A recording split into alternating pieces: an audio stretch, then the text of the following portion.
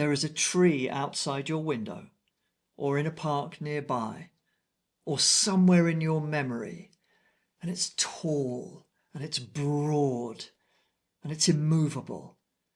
You've probably stood beneath a tree and felt something that you couldn't quite name.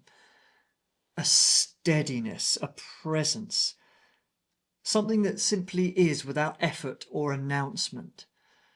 Have you ever thought about what is happening beneath your feet when you stand there underneath that tree?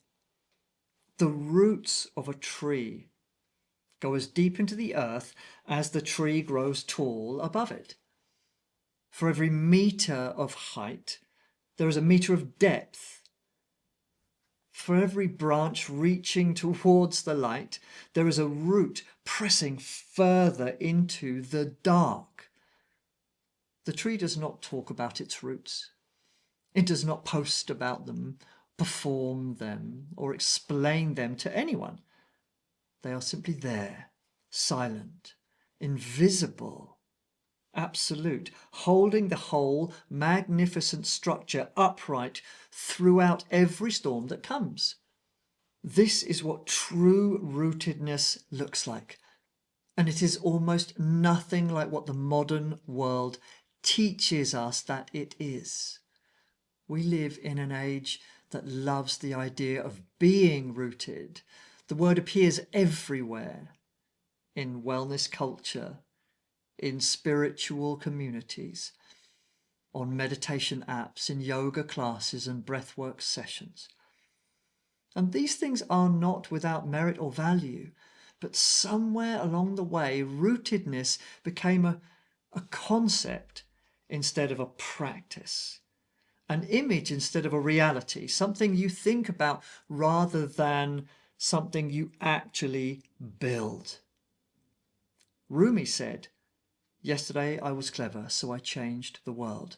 Today I am wise, so I am changing myself." This is the distinction that matters, not the idea of roots, the actual daily, unglamorous work of growing them. When you build a house, you dig foundations first. But here's the thing. The foundations of most modern houses are only about 1 meter deep. For a structure that rises 5, 6, 7 meters high into the air, just 1 meter deep, there is a profound imbalance there. It is exactly the imbalance most of us carry inside of ourselves. We spend enormous amounts of energy on what is visible, our thinking, our understanding, our spiritual frameworks, our ideas about who we are and who we are becoming. And we spend almost no energy at all on the depth beneath it. We build tall. We forget to dig deep.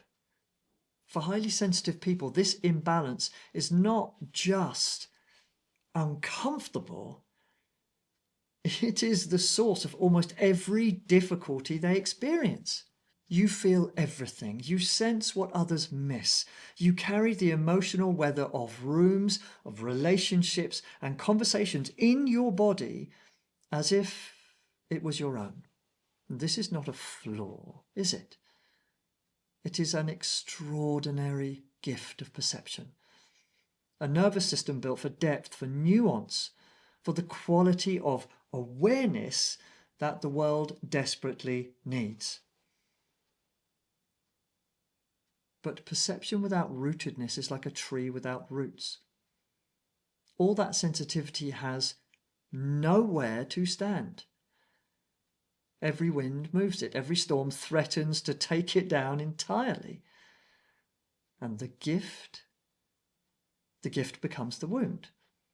Not because the sensitivity is wrong, but because the foundation beneath, well, it's never been properly built, has it? Spirit. That word we throw around so freely comes from life force. It is not something outside of you. It is not something you access in a yoga class or glimpse in a meditation and then lose again. It is you. You are life force. And life force, to express it fully, clearly, powerfully, requires structure. It needs depth. It needs roots that go down as far as your branches reach up. This is what the tree knows. This is what we keep forgetting. So what does it actually mean to build those roots? It means making your inner life a daily practice, not a weekend retreat. It means choosing every single day in small and utterly unglamorous ways to come back to yourself, to your body, to the quiet signal beneath the noise. Not because it always feels profound, but because the tree does not only grow its roots on beautiful days. It means building what might be called the element of earth within you, a solidity of self that is not rigid. We're not talking about walls or armor. No, something that's deep, grounded, unshakable sense of who you are and what you are here to do. The kind of solidity that allows you to feel everything without being consumed by it.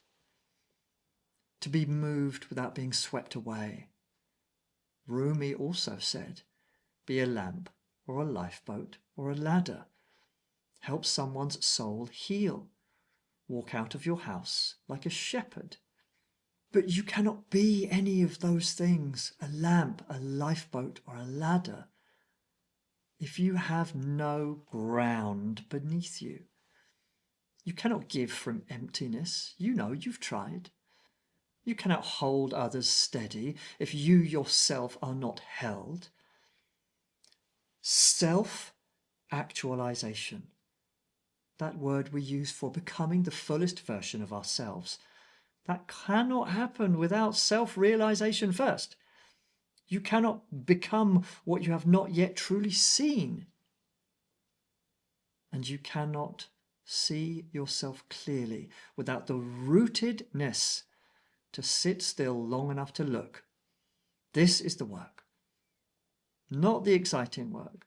Not the work that gets shared and celebrated and turned into content.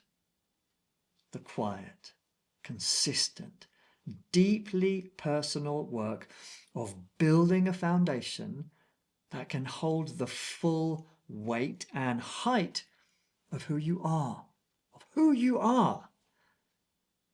The tree never mentions its roots, it simply grows.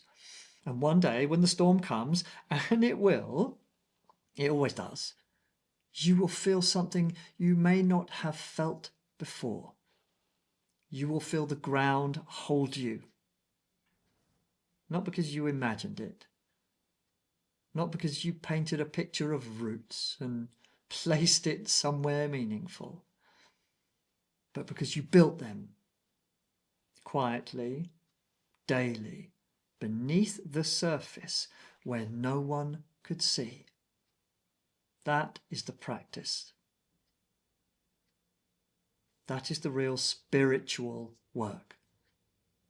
And for the highly sensitive person, it is not just important, it is everything. If this resonated with you, well then please share it with someone you feel would appreciate it. Thank you.